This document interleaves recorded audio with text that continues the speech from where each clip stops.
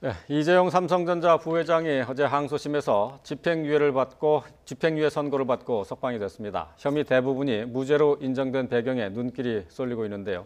자, 재판 결과에 대한 논란도 계속되고 있습니다. 자, 관련된 내용 짚어보겠습니다. 스튜디오에 최영일 시사평론가 또 이수희 변호사 나와 있습니다. 안녕하십니까? 안녕하세요. 안녕하세요. 예. 자, 먼저 어제의 판결 결과를 좀 살펴보도록 하겠습니다. 1심에서는 징역 5년이었는데 네. 어제 판결은 징역 2년 6개월에 집행유예 4년이었습니다. 한번 좀 1, 2심을 비교해서 비교해 좀 보시죠. 봐주시죠. 그러니까 예. 이게 크게 달라졌습니다. 1심에서 유죄로 인정됐던 항목들이 2심에서 많이 빠졌는데요.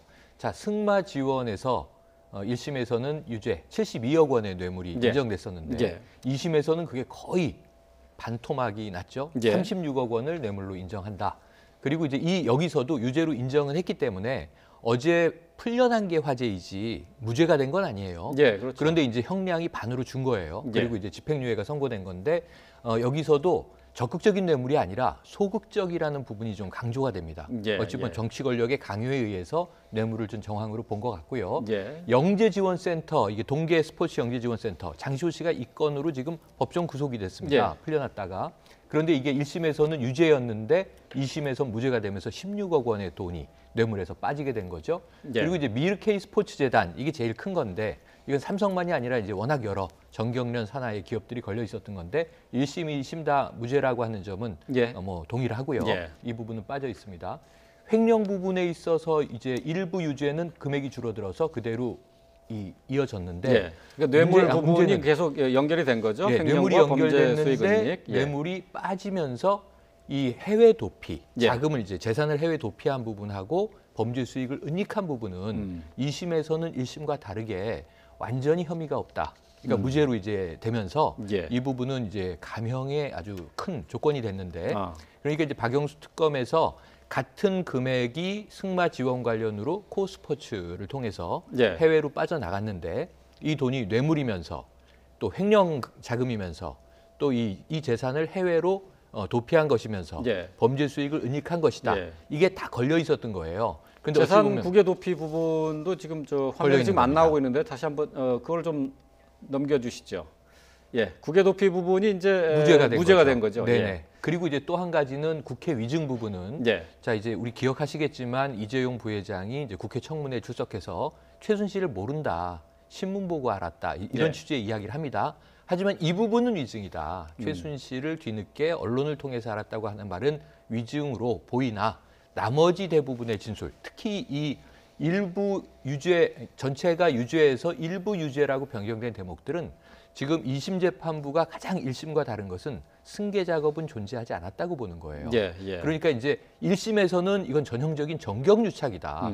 지금 21세기에도 이런 정경유착이 있어서 되겠느냐라고 엄하게 꾸짖었는데 2심에서는 승계 작업의 정황은 없었고 예. 이 거래는 정치 권력의 부당한 압력, 겁박에 의해서 돈을 낸 정황은 뇌물이 맞으나 사실은 삼성이 도움받은 것은 없다. 예. 따라서 전형적인 정경유착이 아니다라고 단정을 했어요. 예. 이게 1, 2심과 완전히 바뀌었는데 예. 제가 1심과 2심의 이제 이 판결을 좀 비교해 본다면 1심은 정황 증거까지들을 다 포함하면서 특검의 입장을 주로 받아들인 숲을 보는 판결이었다면 2심은 증거 하나하나를 굉장히 엄격하게 보면서 예. 나무를 좀 집중한 재판이 아니었나. 그래서 네. 완전히 재판의 양상은 달랐습니다. 여기서 이제 특검과 삼성 측의 승패가 1심, 2심에서 완전히 뒤집어지게 되는데요. 어제 사실 재판 시작되고 계속 이제 속보들이 나올 때 좀 충격적이었던 것은 예. 안종범 전 경제수석의 수첩. 이게 핵심 증거 자료인데 2심 판결에서 보면 재판부가 이것을 증거, 정황 증거 내지는 간접 증거로 인정하지 않겠다라고 배제하면서 예. 어찌 보면 이 결과가 다소 예측되는 상황이 아니었나 싶습니다. 예. 어제 항소심 판결 내용을 전체적으로 살펴봐 주셨는데요. 가장 핵심적인 내용은 말씀하셨다시피 1심에서는 재판부가 이재용 부회장이 이번 그 그 뇌물 사건과 관련해서 그러니까 정경유착에 이제 그 당사자로 봤지만은 네. 이번에는 이제 피해자로 본 거죠. 그렇죠. 예, 그러니까 이제 그 최고 권력자의 겁박이라는 표현을 썼어요. 이 심에서는 겁박에 의해서 수동적으로 뇌물을 준 사건이다라고 이제 설명을 했는데 이것은 그 2심에서 그 최후의 그 변호인이 진술할 때 변호인의 그 최후 변론에서도 첫 번째로 주장하던 것이 이 사건은 정경유착이 아니다라는 걸 많이 주장을 했어요. 예. 그 주장을 그대로 이제 받아들였고요, 2심이. 그런데 애초에 이 그 K스포츠재단 미르재단에 대해서 수백억을 그 출연을 할 때 그때 그것도 뇌물이라고 기소를 할 때 박영수 특검이 일부에서는 이거는 강요의 피해자로 봐야 되는 거 아니냐, 이것이 뇌물을 적극적인 뇌물로 봐야 되느냐라고 해서 이제 비판하던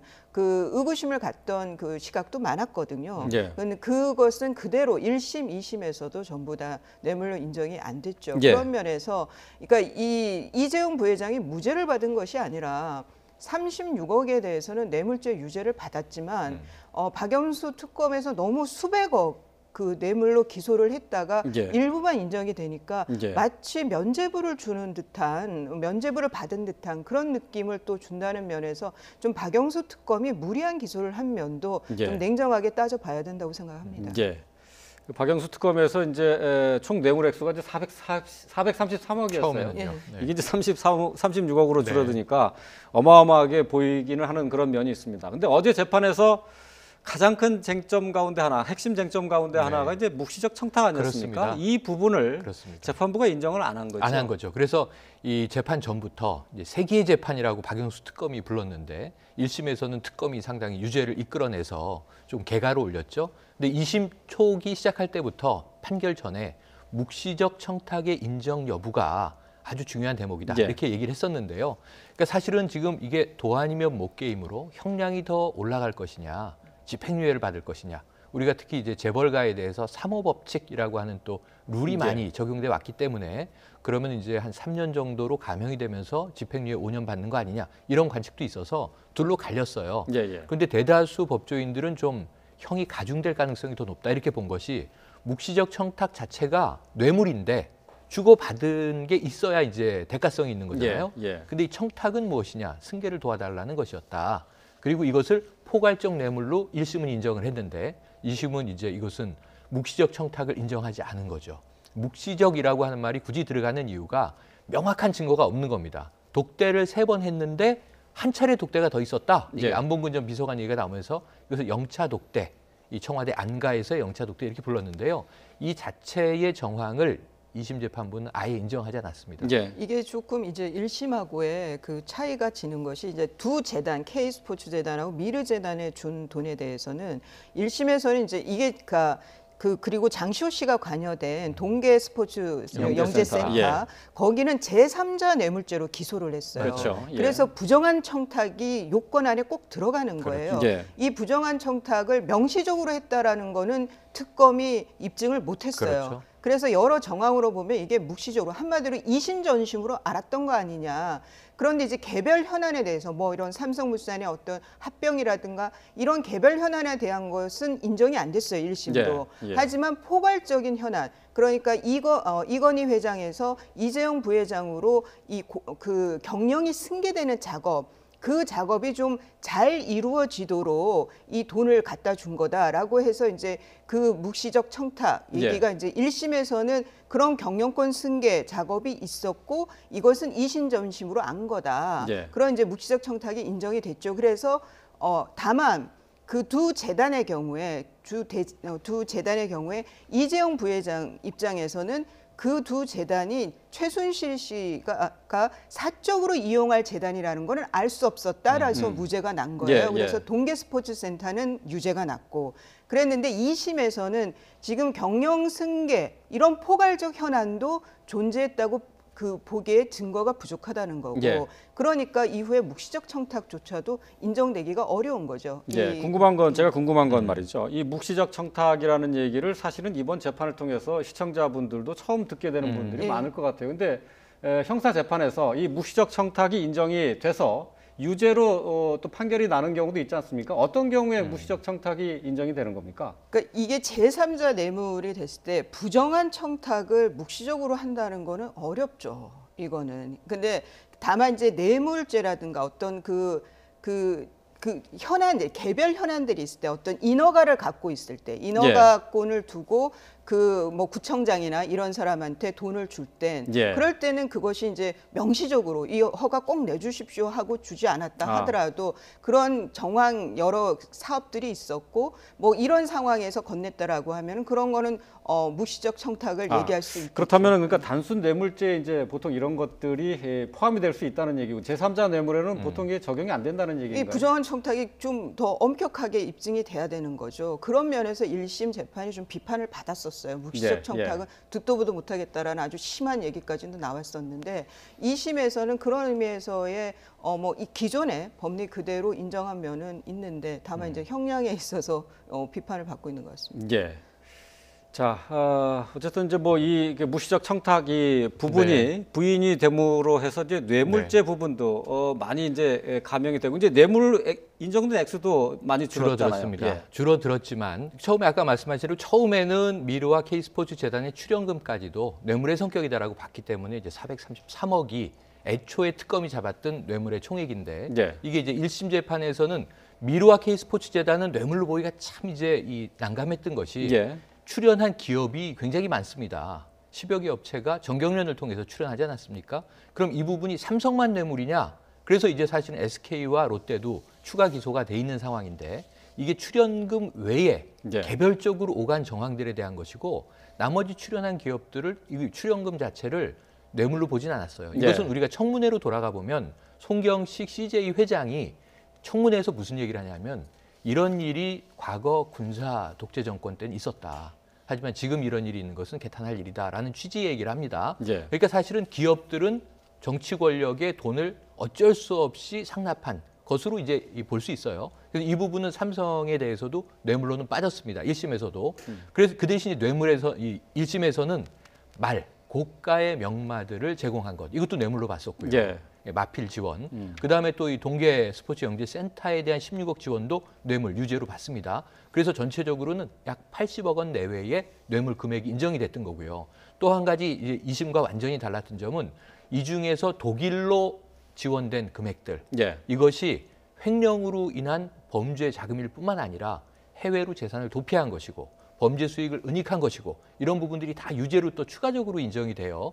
그래서 이게 왜 중요하냐면 가중처벌 요건이 됨으로써 굉장히 이제 중요한 이제 의미가 되는 건데 지금 2심에 와서는 단순 뇌물 36억 정도가 인정되나 여기서 이제 중요한 대목은 그래도 유죄가 나오겠구나라고 하는 대목은 박 전 대통령과 최순실 씨가 경제 공동체냐 아니냐 하는 문제에 있어서는 공범이라고 적시를 했어요. 그 얘기를 이제 판결문에서 읽을 때 이게 피해가긴 어렵겠구나. 무죄가 되지 못한다 이렇게 했지만 결국 금액은 이제 절반으로 줄어들게 된 거고요. 그 외에 이제 해외 재산 도피라든가 범죄 수익 은닉이라든가 이런 부분들은 빠지게 되면서 이게 또 가중경제 처벌 대상이 아닙니다. 그러다 보니까 이제 이재용 부회장이 집행유예가 나올 수 있는 그런 근거들이 마련됐어요. 그래서 이런 상황들을 전체적으로 보면 2심에서는 전폭적으로 삼성 변호인단의 변론이 주요하게 작용을 했다 이렇게 볼 수밖에 없고요. 아까 이수희 변호사께서는 1심에서 특검에 좀 무리수가 있었다. 그런 말씀을 하셨는데 저는 여기서 중요한 부분 아까 안종범 전 수석의 수첩을 왜 증거에서 뺐을까 문제도 있지만 승계 작업이 애초에 존재하지 않았다 이렇게 얘기를 함으로써 대단히 삼성에 면죄부를 준 느낌이 커집니다. 그러면은 문영표 전 복지부 장관은 왜 지금 구속 수감돼 있는지 이런 다른 재판과의 연관성이 매우 복잡해져요. 장시호 씨는 집으로 돌아갔다가 지금 이 동계 스포츠 영재센터 관련 재판에서 이 유죄를 선고받고 법정 구속이 돼 버렸습니다. 그러면 이게 준자는 또 재구속이 됐는데 이런 부분에 있어서는 이 삼성은 면죄부를 받는 상황이 돼 버리니까 이 국민적으로 그냥 단순히 이 반재벌 정서 때문에 풀려난 것에 대한 반감이 대중적으로 커졌다라고 우리가 해석하기보다는 법리적 차원에서도 사실 이거는 뭐 대중 이 국민정서법과 이 어떤 그 법원의 법이 충돌한 게 아니라 1심, 2심 법원이 충돌을 한 거예요. 이 부분에 대해서 좀 이 법조계에서 한 번쯤은 이 깔끔한 정리를 해줄 필요가 있어 보입니다. 예, 이제 그런 면에서 한번 좀 정리를 해보도록 네. 하죠. 문영표 전 복지부 장관 같은 경우는 이제 2심 판결까지 받아서 유죄 판결이 났단 말이에요. 예. 근데 이제 지금 이번 재판부에서는 국민연금관리공단에서 삼성물산과 제일모직의 합병에 찬성해 준 것은 전체적인 경영권 승계를 위한 작업으로 보기에는 힘들다. 어렵다. 이렇게 네. 판결을 내린 것 아니겠습니까? 예, 그러니까 이제 문영표 그 전 보건복지부 장관의 경우에는 이제 연금공단 이사장을 할 때 예. 삼성물산과 그 제일모직의 합병 비율이 이제 문제가 됐었죠. 그때 연금공단이 이제 그 많이 투자를 해서 대주주니까 주주가 크니까 예. 그 연금공단에서 이제 오케이를 하면 이게 그 합병 비율이 그대로 이제 그 비율 그대로 합병을 할 수 있게 된 거죠. 그것 예. 때문에 이제 득을 많이 본 거고. 그런데 이것을 이제 그 청와대 그리고 뭐 청와대는 게 박근혜 전 대통령이 거기에 대해서 좀 굉장히 적극적으로 도와줬다는 거죠. 예. 그 비율 그대로 합병되는데 그게 이제 지금 뭐 박근혜 전 대통령 재판에서는 이것이 판결이 아직 안 났지만 문영표 전 장관의 경우에는 그런 취지의 이제 판결을 받은 거예요. 근데 이제 이것은 개별 현안에 들어가는 거예요. 예, 이게 예. 좀 헷갈리실 텐데 이재용 부회장의 사건에서는 이 청탁이 문제가 됐기 때문에 대가 관계라든가 이것에 포괄적 현안이 있고 개별 현안이 있었어요. 그러니까 이 포괄적 현안이라는 건 쭉 그 시간의 흐름으로 봤을 때 이재용 부회장의 경영 승계 이것은 네. 그 큼지막한 현안이었다는 거고 그리고 이 개별 현안이 이런 거거든요. 삼성물산과 제일모직의 그걸 합병 뒷받침하는 같은 게 거. 이제 바로 이런 거라는 얘기잖아요. 예. 근데 이 개별 현안에 대해서는 명시적 청탁은 지금 입증을 못했고 묵시적 청탁에 대해 근데 이 개별 현안에 대해서 청탁이 있었다는 거를 입증을 못한 거예요. 예. 그래서 1심에서는 포괄적 현안으로 간 거예요. 그러니까 이게 문영표 전 장관의 판결과 그런 면에서 좀 배치되기도 하지만 또 한편으로 완전히 배치된다고 볼 수도 없는 그런 좀 묘한 지점이 있습니다. 그러니까 네. 이것은 좀 순전히 사실관계의 법리의 문제인데요. 그러다 보니까 아마 시청하시는 분들이 무슨 말장난이 글쎄요. 있을 예. 수 있을 그러니까 이제 쉽게 이해가 좀 안 되는 측면이 예, 있어요. 예, 이제 예. 포괄적 현안으로 볼 때하고 개별적 현안으로 볼 때하고 그게 법정에서 볼 때는 또 이게 판단을 달리할 수 있다 네. 하는 얘기인데 어쨌든 뭐 특검이나 삼성 측 모두 이제 대법원에 상고를 했습니다. 네. 상고에서 또 이 판결이 어떻게 나올지 네. 또 예단하기가 쉽지 않을 것 같아요. 예단하기 쉽지 않습니다. 지금 1승 1패를 양쪽이 기록을 하고 있는 거죠. 특검과 삼성이. 그런데 이제 대법원에서 정말 진검승부 최후의 승부처가 이제 대법원이 된 거죠. 예. 예를 들면 2심에서도 그냥 유지가 되면서 일부 감형이 됐다면 만약에 2년 6개월형으로 줄거나 3년형으로 줄었는데 집행유예가 나지 않았다면 이렇게 사회적 반향은 크지 않았을 것 같아요. 일부 뇌물을 인정할 수 없는 부분들이 있어서 뇌물 액수를 좀 줄이면서 따라서 감형을 해서 5년형은 좀 과하니 3년형을 뭐 이제 판결한다라든가. 그런데 이게 이제 일반적으로 기대했던 이제 판결 정도였을 것 같은데 대반전이 일어났던 거죠. 예. 이제 사실은 이게 이 법원 출입 기자들도 어제 모두 다 놀랐습니다. 왜냐하면 이렇게 걸어 나오리라는 그림을 예. 상상을 못했던 것 같아요.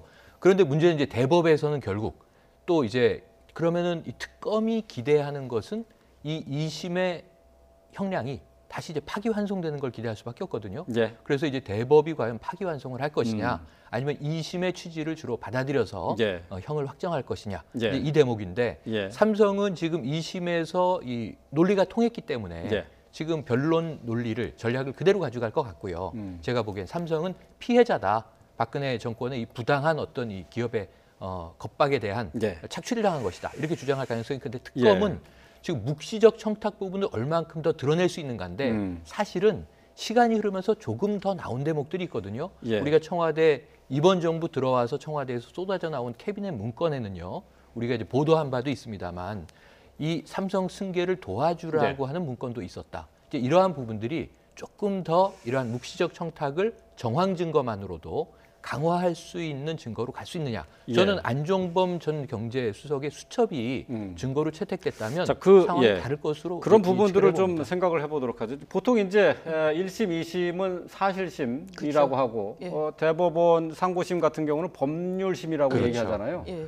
그게 어떤 차이가 있는 거고 어떤 거를 주안점으로 봅니까? 그러니까 이게 이제 증거 능력이 있느냐 없느냐 따지는 거는 법률 문제죠. 이거는 그러니까 이런 문제는 따질 수 있는 거예요. 뭐 신빙성 문제도 그렇고 그리고 이제 이 상고심에서 대법원에 갔을 때 서로 유리하고 불리한 게 특검과 이재용 부회장이 다 갖고 있어요.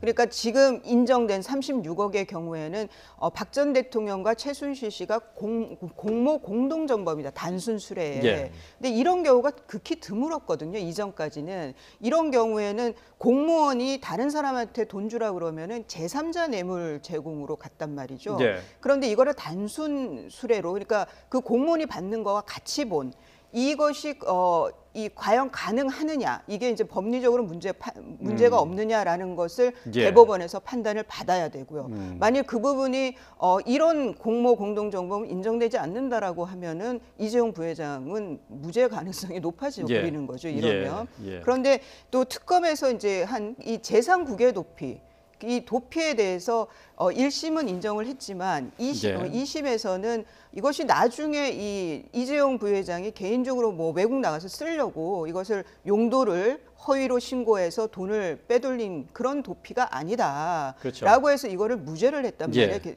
그런데 이것이 이제 법리적으로 그 신고서에는 그렇게 썼다 하더라고요. 그러니까 이 제공자 그 이체시킨 사람의 이 사용 여부가 과연 이 도피 그 재산 국외 도피의 해석이 맞느냐 뭐 이런 거는 대법원에서 판단을 해줘야 돼요. 그런 예, 해석은 예. 이런 것이 이제 달리 1심과 같이 판단이 된다고 하면 이재용 부회장은 파기환송으로 또 이 그 집행유예가 위험해질 수도 있는 그렇죠. 거거든요. 예. 뭐 이런 거에서 대법원에서도 이거는 세계의 재판이 또 한 번 벌어질 수밖에 예. 없다고. 대법원 판단도 역시 네. 쉽게 예상을 해볼 수는 없을 것 같습니다.